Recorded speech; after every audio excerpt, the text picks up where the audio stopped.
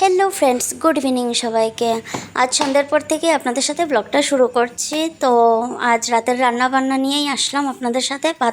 ভাতটা বসিয়ে দিলাম। আর এখানে দেখুন ফ্রিজ থেকে মাছ বের করে নিলাম। এবার নুন হলুদ মাখিয়ে নিচ্ছি। মাছগুলো তো ধুয়েই রেখেছিলাম, তো আবার একটু ধুয়ে নিলাম। আর তারপর কড়াইতে মাছগুলো ভেজে নিচ্ছি, লাল লাল করে ভেজে নিচ্ছি। আর এখানে টমেটো আলু মাছের ঝোল করব আলু টমেটো দিয়ে, তো কেটে নিচ্ছি দেখুন। আর আজ আর সকাল থেকে ব্লগটা আপনাদের সাথে শুরু করা হয়নি।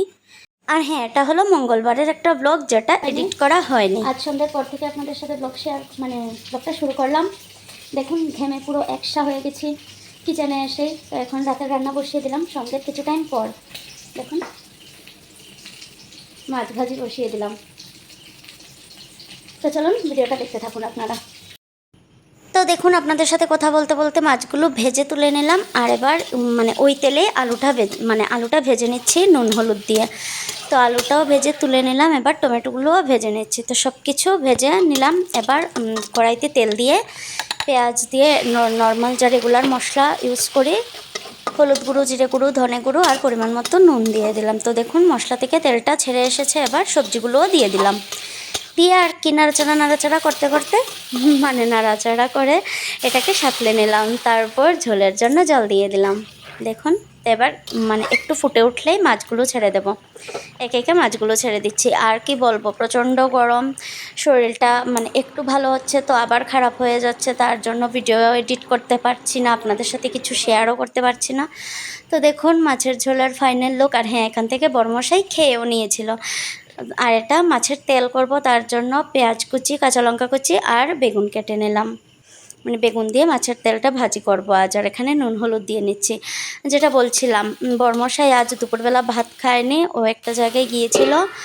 তো তার জন্য ও তরকারি মাছের ঝোল দিয়ে ভাত খেয়ে নিয়েছে। তো বললাম মাছের তেলটা পরে হবে, লেট হবে। তো দেখুন বেগুনটা হালকা করে ভেজে তুলে নিলাম। এবার ওই তেলেই দিয়ে দিয়েছিলাম পেঁয়াজ কুচি ও কাঁচা লঙ্কা কুচি। আর এখানেই যা ভুলটা করেছিলাম, আপনারা ব্লগটা দেখতে থাকুন তাহলেই বুঝতে পারবেন কি ভুল করেছি। তেলগুলো এভাবেই ছেড়ে দিয়েছিলাম, যেটা ঠিক হয়নি। আমি ভেবেছিলাম মাছের তেল থেকেই তো অনেকটা তেল বেরিয়ে যাবে, তাই আর এক্সট্রা কোনো তেল ইউজ করিনি। তারপর আর কি আবার লাস্টে যখন দেখছিলাম হচ্ছে না, তারপর তেল দিতে হলো, এক্সট্রা তেল ইউজ করতে হলো। তারপর দেখুন বেগুনগুলো দিয়ে এবার ভাজা যখন অনেকক্ষণ থেকে ভাজছিলাম তখন হয়ে গেছে। দেখুন এবার হয়ে গেল, এবার ভালোই হয়েছে মোটামুটি। আর হ্যাঁ, খেতে যা হয়েছিল না, জাস্ট দুর্দান্ত। তো দেখুন এটা ছিল ফাইনাল লুক। তো আজকের মতো তো রাতের রান্না আর কি করব বলুন, এতটুকুই রাতের রান্না।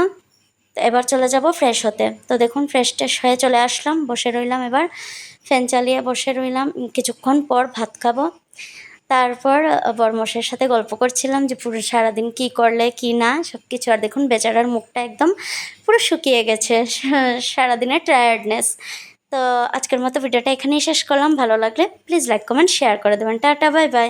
আর হ্যাঁ, যারা ইউটিউব থেকে দেখছেন তারা প্লিজ আমার চ্যানেলটা সাবস্ক্রাইব করে দেবেন। আর যারা ফেসবুক থেকে দেখছেন তারা প্লিজ প্লিজ প্লিজ ফলো করে দেবেন।